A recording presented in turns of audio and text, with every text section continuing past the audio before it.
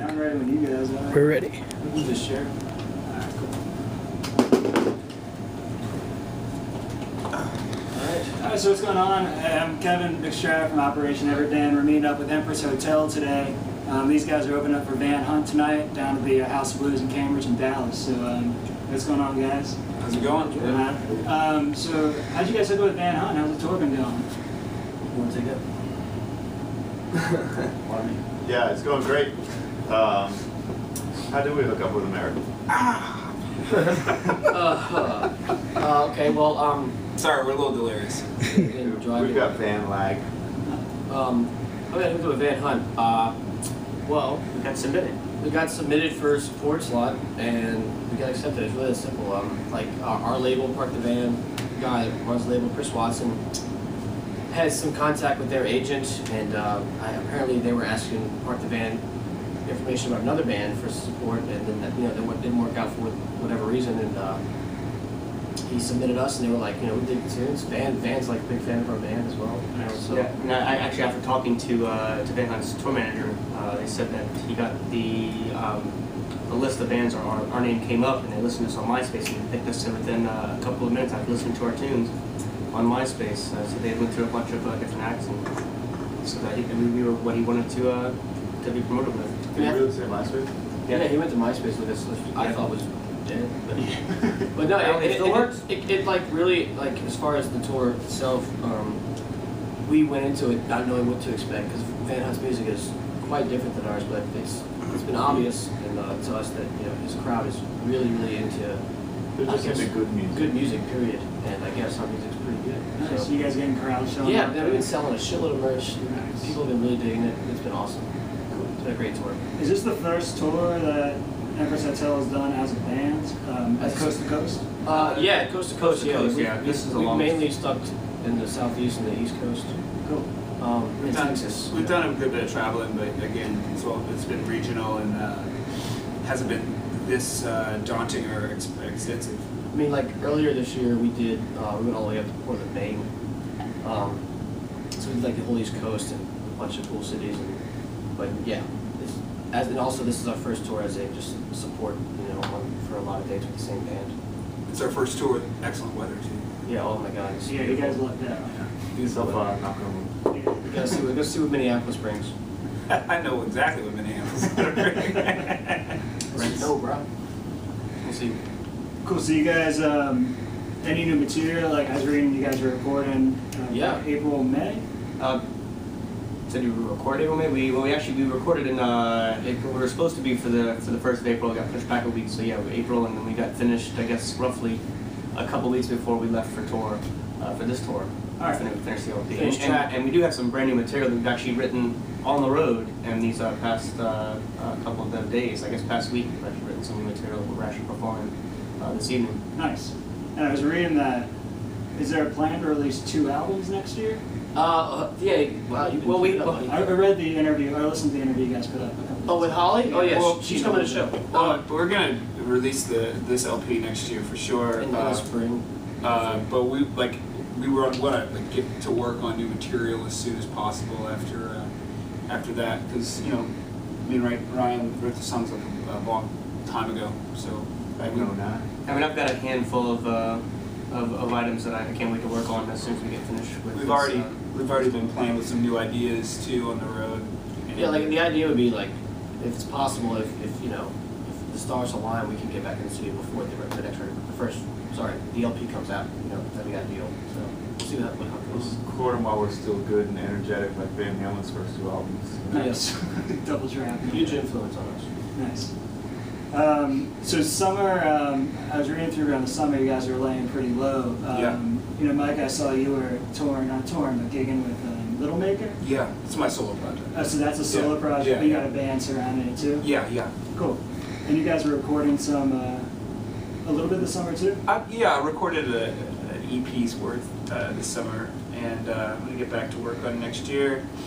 And Yeah, I read that, like the What's Up with Empress Hotel that you guys did, and I thought that was really. Because I asked myself the same question. I thought that was really, really. I thought it was really sweet. I was like, oh, somebody cares.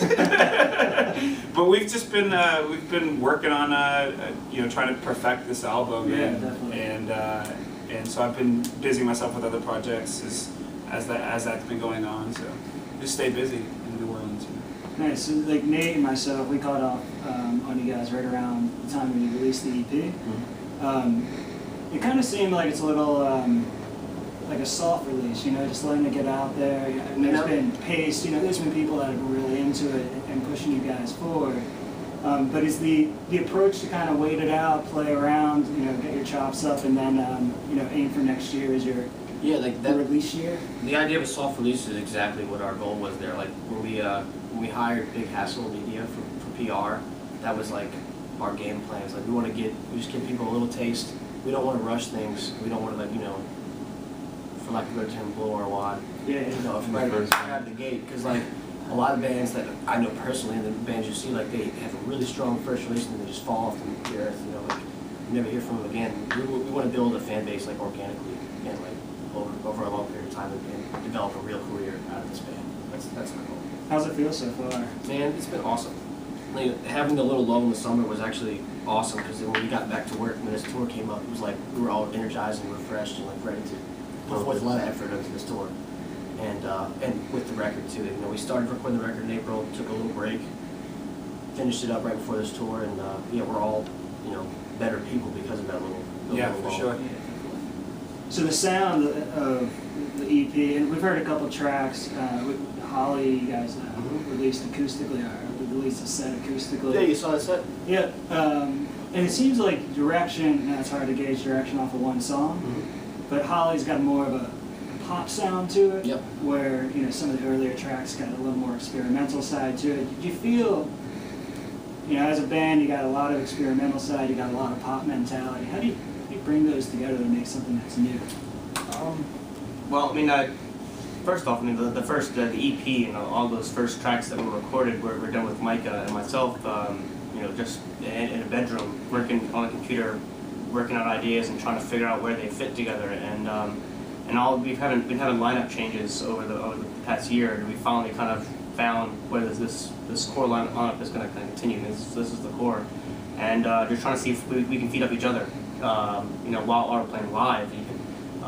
And I think that the songs are going to be catered in a different direction because they're different heads coming into the idea pod, that are changing the sound of the band altogether. So we're definitely moving away from. I don't know. We're not even moving away from anything. We're sort of sticking in the same old spot. Like you'll hear some of the songs tonight at the show. Like we're still maintaining some experimental elements with some of these songs, but when we were going to the studio, we had like a kind of a little vision of we wanted to have this great pop record with I guess a yacht rock vibe, if you will, but maintaining some more new wavy tones. And I think you'll hear it. I think we definitely achieved that. But there's a new song we'll be playing the set called "All the Drugs," where it can get very experimental, but then the chorus just really hits home with just a solid pop, thing. But I don't know. There's a lot of. We're still keeping all the harmonies, shitload of harmonies in the tunes. Yeah, we all like pop music, but we don't want to be pigeonholed into one kind of pop music, And I think it's always important to remember when you're writing something not to put yourself in a position where you can't get out of a creative space, you know what I mean? To break out of the creative box, So I think songs like Holly are in this very compact space, but there's still songs around it, and textures around it that are more experimental and darker and more lush, And that song specifically, though, in the recording process, you'll hear it's a very straightforward pop song, but the tones we use give it a more of an experimental flavor. Well, Holly originally was written as filler. The songs were actually we had a number of songs that wouldn't make a full length, and the label said we need a couple more, and we wrote that song in a matter of days, just sort of put it out there, and it's sort of grown over the course of the past year. That's definitely on stage. We've changed a lot. We made sure to keep to our yacht rock roots by all wearing ascots in the studio and drinking mimosas most of the time. That definitely gave us the feel. But no, the songs are gonna grow. They're gonna grow, and they have grown in the past couple of years, past year. And do you think we're trying to find like consistencies between the music, but there are a lot of patterns that you hear throughout the songs. They're described as a twill, or using a lot of like really quick rhythmic elements to kind of push forward and move into the chorus or back out. Do you guys notice anything in your music writing of what makes Empress Hotel Empress Hotel? It's so diverse. You know, I listen to 6, 7 tracks, and that's it. But each one has its own home. You know? Well, I would say that when Mike and I were first writing together, the idea was to create something catchy off the bat, and then find out where it sat organically with the rest of the music. And we just kept pushing to write hooks. So, I mean, yeah, it's they all have that hook quality. Every song has that hook. Is where we started from most of the time. But then you kind of just move away from that, trying to find out where that hook sits and where everything else can sit around that hook. The challenge is making something that's catchy and also has emotional depth. You know, there's a lot of catchy songs out there, but where's the beat? You know what I mean? And the way you can do that is very often is through instrumental breaks. You know, Eric is a master of coming up with really, really great percussive elements. You know, and I think in those ways you can expand the emotional depth of something instead of just having a pile of hooks. You know. Yeah, like I mean, as catchy as the songs may or may not be, I think what makes it Empress Hotel is the diversity in percussion, and also Ryan keeps a pretty static guitar sound throughout this next record. For the most part, it's pretty similar. Like that's what kind of ties everything together. Yeah. Do you think there's a reaction? Like we were talking about China and like the New Orleans scene being so defined by Dirty Dozens and like the brass sound, of trying to break out of that and create something unique. Do you feel like your town might have something to do with that? Trying to break out of something that's so defined. I mean, I don't know. I never thought of it as trying to break out of a stereotype, because I have a lot of friends, in that scene, and I grew up around that scene. You know what I mean? I learned a lot from that scene. And we all owe a lot to that scene. So I don't think there's a conscious effort to like, oh, let's screw this, let's do something totally different. There's a lot of bands that have tried to like, lash out. It's like we're not New Orleans. We're from there, but we don't really sound like that. A lot of those bands got a lot of backlash. It just has to do with the stuff that I play and that stuff that Ryan plays and we're used to, that we like listening to, and that what we grew up with, and we like classic rock, we like classic pop, and that's the music that we choose to play. And it's, if people look at it and they say it's refreshing that you guys come out of New Orleans and you're not a brass band, then great. But we're not trying to like backlash against any scene or break out of any molds, or redefine music in New Orleans, That's impossible. That's impossible. New Orleans never ever comes up in a discussion about how we're going to write a song and how is this going to be, tied to New Orleans, or how is it not going to be tied to New Orleans. It's not even a thought most of the time. Yeah, because when I'm in New Orleans, I go out and see all that shit all the time because that's what I grew up listening to. It's part of our culture, it's part of our everyday life. You hear it every day. But I don't think it's maybe a subconscious thing when we're writing. Subconsciously, I would say that New Orleans musicians are all badass. I mean, like just being a badass performer, being a badass player. It's not necessarily about the songwriting. I try to play my bass just like a tuba at all times, like Kirk Joseph. So we're about a year out, right, from the first couple songs, or Empress Hotel playing their first show. Right. Looking back at the last year and where you guys are now and where you were, and the formation of the band and changing members around. What are the highlights of last year? What are you guys taking away? Portland, Maine. Clam chowder. That was a big highlight. But musically speaking, I mean, when we got to like, let's see. It's good question. The most recent one is we just played Nashville. We played at Third and Lindsley a couple of about a week ago now. It was and our stage sound was so crystal clear everything sounded like it was supposed to sound. And I mean, I felt awesome after that show. I think everybody felt pretty damn good. It's just like, you know, you hear it exactly like it's supposed to sound. You know, and being a brand new band and a small band at that, you play a lot of venues where you really have no idea what you sound like until after the show and someone tells you sounded good or not. Well, no, like when the band started, you know, we were rehearsing all the time, and we had this lineup that, you know, that was what it was, and we started touring right off the bat. You know, we set up like shows in Texas and the East Coast and whatever, like, immediately, and we became this well-oiled machine. We were just rehearsing all the time, and then when that kind of stopped, you know, one of our friends was the band's guy Leo, left for various reasons. And then we kind of, that started just because, started, you know, whatever, like the new lineup. It brought up a new lineup, and I think the last couple of tours we've done, we're starting to see this well-oiled machine again. And I think that's a highlight for me. Like, we're coming into our own as a band. You know, the new songs are going to be great. The new records will be great. I think our live show right now is better than it's ever been. So yeah, that's a highlight. Is like coming into our own right now. For me, like highlight this past year is like getting up to the 75th floor of this building in Manhattan for a publishing company. No, Performance Rights Organization. Sorry, CSAC, and looking out, you know, and seeing, you know, millions of people, you know, you can lose perspective sometimes. They're all very small. And they're very, very tiny. And then you realize you're just one band in this well of everything, you know, and your job is just to make something beautiful for people to appreciate and to enjoy, you know. And realizing your place in that whole infrastructure is pretty amazing, you know. Plus our contact at CSAC is really hot. Oh God. That's off the record. No, that's true. On the record now. Okay, it's on the record. All right. But yeah, you know, that can be a humbling experience. You know, I think it's important to be humbled. You know, when you're doing this. We're not Laurel's Orange just yet.